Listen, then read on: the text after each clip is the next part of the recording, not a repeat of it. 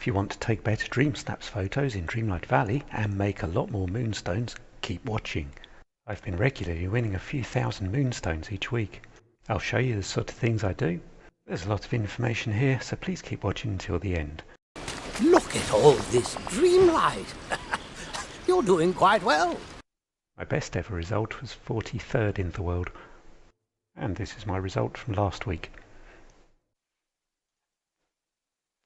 First thing I want you to think about is how people vote. They actually give you quite a good hint of the sort of things that would do well here. You see in the background they're making suggestions about outfits you might wear and what sort of things you're going to be wanting in your picture. So they are giving you a hint. Pay attention to those. Then you look at how the voting actually works. The pictures are actually really small, as you'll see. They're probably less than a quarter of the screen, and they're a bit darker than when you take them.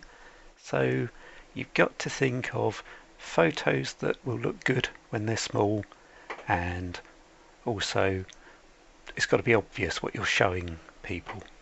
You don't want it to be too subtle. It's like the opposite of saying less is more. You want a lot going on in a photo and make it really clear what you want people to see.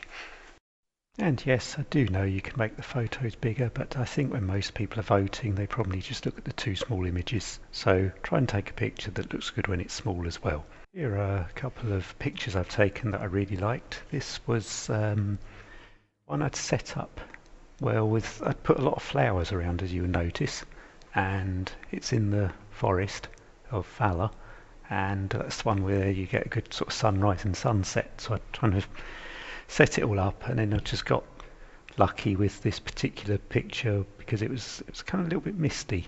You do get some interesting effects. I'll also say, just if it rains, don't take a picture. It ends up looking pretty blurry. I mean, if you've got to just enter the competition because you've got no time, yeah, do it, but ideally wait for it to be a bit sunny. This is one of the recent ones. It was a kind of no worries thing, and I was hanging out with Simba at the time, and Pumbaa happened to walk past, so it just worked really well.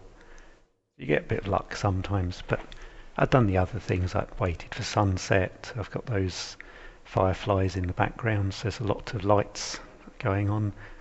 Incidentally, if you are finding this useful, please leave a like. It's very useful to me, and think of me when you're winning some more moonstones. If you do have any questions, just ask in the comments. I might do another video, or I might be able to answer your question there. So with that in mind, this is how I go about setting up a photo. This is for an outfit challenge, but I've completely ignored the outfit, and I'm thinking about how the whole picture is going to look. It's going to be some sort of harvest thing, and it was showing you in the photos to have pumpkins and lights and things. These fireflies, you can see they're really good if you can get those. You can play around with the filters. The one on the top right is often very good, and there's one, it's two from the bottom left, it's quite good, but some of the others they're just too strong, so I'd ignore those and just stick with a normal photo and play around with the lighting as well. If you set the time of day to go to different times, you can get quite good sort of sunsets and things like that. Makes it a lot more interesting to look at. This is the photo I've ended up with at the moment. I sometimes swap between the man and the woman characters just for sort of different inspiration and different look. This one, yeah, I've kind of moved the banner forward. So there's the hanging pumpkin banner, put the scarecrows in. It's all kind of a lot going on in the picture. Hoping something like this will do well. I don't know if this is the final one I'll use, but I'll have a sort of an experiment with things. Have a look. See, I've changed the sunset. Oh, sorry, the sunrise. It's quite early in the morning. So it's hopefully something like that. You can see it's going to stand out a little more than if you just did a basic costume. And when you're taking an indoor photo, have a think about where you want to stand. If you're right at the front of the room and you take a long picture, you end up with this weird sort of void thing. It just doesn't frame it very well. You're better off going, I'll go into the room a little more, thinking about maybe you don't want to stand directly in the sunlight, but stand somewhere near the light. It's quite good. Something else I'll show you about the light in a minute indoors, but yeah, basically go into the room, make sure you've got sort of furniture and things around you. You can pose as you want. You know, it's all fine, but that's a better framed photo. And I'll just quickly show you that filter. It's quite good when it's a bit dark. It's the filter on the top right. It just sort of brightens up the room. That's quite useful sometimes. There's an interesting thing about the lights indoors. If you look at these windows, you can see all the light is coming from the back of the room. Okay, so if I go to a different room, let's go downstairs, and so if I turn left here, the light is coming from the right, which is kind of the back of the room. So it's consistently lighting the house from one direction. So it's very useful if you want to get a certain lighting effect. Check where the level of light is in the room. When you place your windows in that direction, a lot easier to get it all sort of balanced out. And just go back again, you see the room at the back, and if you imagine where I just was, if I turned left, went in this room and turned right, you'd be seeing the light from that direction. So it's consistent when you go into a different room. It's quite a good feature actually. So this was a picture I really liked in the voting on the one on the right. It's good. They've done a lot of decorating, but if you remember what I was saying about the lights in the room, they've got quite a lot of light on them, so they look a little bit washed out. They could have changed that by, if you change the hours of the day by a few hours, make it a little bit darker, or put a window in the other place, it would be a bit clearer. But otherwise, it's a really good picture. I like the way they've got the fireflies in the room and things. So it's all good. But I'd have changed the windows ever so slightly. But that's a good picture.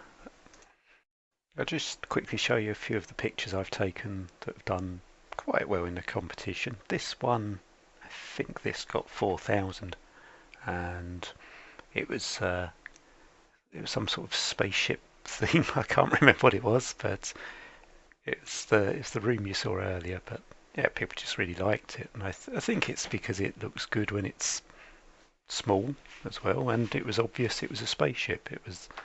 That's the sort of main things you've got to go for. This one was quite well too, but I'd have probably put a bit more in the foreground. It's a bit, you're just sort of in the middle of something, not really as surrounded as you could be. This was another recent one. I did the same sort of mistake of going, I should have put more in the foreground, so that's something to sort of always watch for. You know, it was Monsters Inc., so it was an outfit challenge, but I did the room in the style of Monsters Inc. too.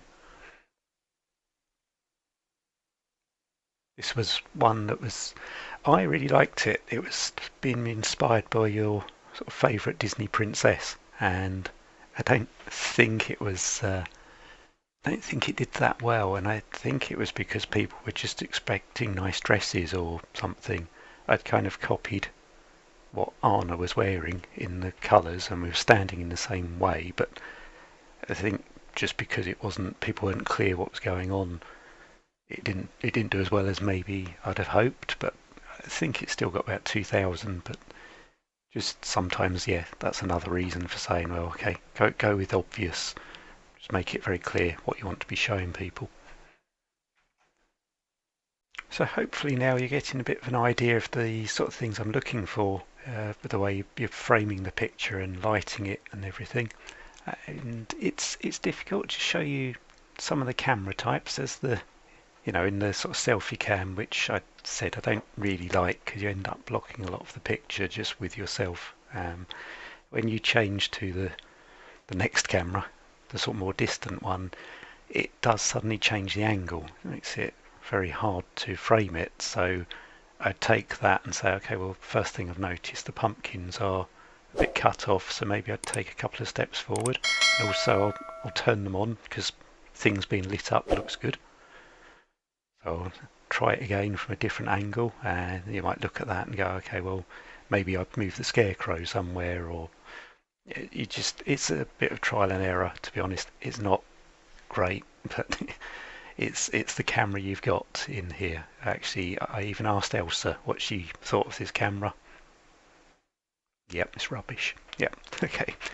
So the other camera you get is the long distance one, and it's a real pain, because if you've got any scenery, it'll kind of clip through it. It jumps a lot. I've used it a few times where it's been a sort of challenge of the beauty of the valley or something like this, but you have to experiment with where you can actually get it before it jumps. As you see as I'm moving it around, you would be really stuck if you were trying to take this kind of angle here, and it kept sort of clipping back and stuff. It's the only well, a good thing about it is everything in the background is in focus, whereas this blurs the background if you take that angle. But I usually end up using this camera because it's just so much easier, and then yeah, you take a picture a bit like that and see what you think of it. And you might, if you come forward as I'm done here, you sometimes go, well, I feel like I'm a bit out of the scene. It would be better when I was a few steps back. So it's something you can keep. You just have to do a bit of trial and error there of getting somewhere, stand in the exact right place, see how it looks, and after you've done it a few times, you start getting the feel for it. But it's just something to aim for. And once again, if you are finding this useful, please leave a like. It really helps the YouTube algorithms. Something I'd like you to do is try and find some good locations in your valley. And it depends where you've built things and stuff. You'll get a feel for it over time. But some of the ones that I've noticed are probably good for everybody because of things like where you get a sunrise and a sunset, and you get like the beach. You get the good sunset on the beach and the sunrise at the other angle.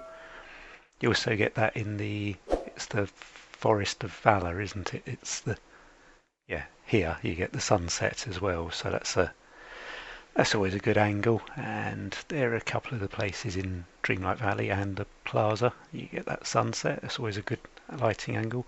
If you've got any of the extra content, you've got these other good areas. That's the borderlands and dunes. You've got a good sort of sunrise, sunset, desert area, which could come up a few times, I'd say. It's just swing back, yeah. I mean, you do end up sometimes waiting for the clouds to clear and things. Depends how much effort you want to put into it, but if you're enjoying doing sort of creative photography in here, it's good. This is the bind in the new Storybook Vale. The whole area in Storybook Vale looks really good. This is the area you've seen me at a few times with the current picture. It just looks really like this sort of time of year. Everything's a bit orange and leaves falling off the trees and things. And this is a different part of the bind. There's these sort of big library shelves around, which I can imagine if there's anything to do with sort of books and outdoors, that's going to be very useful. This has also got a very good sunset on the beach, so that's another thing you might end up using at some point. And one final location it has is this castle, and I can imagine that coming up for sort of knights or anything along the lines, princesses and things. And it's got, you can sort of do the atmospheric lighting with the changing the sun and things. So hopefully something in this has been useful for you, and if you've made it to the end, please leave a like and consider subscribing. If you've got any questions, do ask me in the comments. I can see if I can help you, and let me know how you got on. Did you do any better after watching this video?